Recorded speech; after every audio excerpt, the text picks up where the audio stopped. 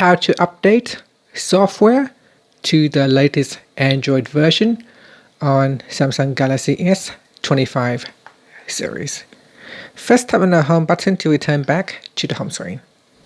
Now from the home screen, swipe down at the top, then tap on the settings icon. Then in settings, we scroll down. From here, you want to tap on software update. Then tap on download and install. Now the phone will go ahead and check against the update server. If there is a newer software version available on your phone, it will prompt you to update.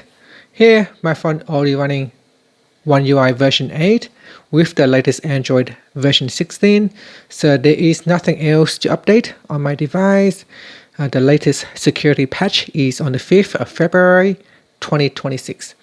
So if you are still running on older software, you will have an option to either tap on the install now or install at a scheduled time. And that's it. Thank you for watching this video. If you find it helpful, please like and subscribe to my channel for more videos.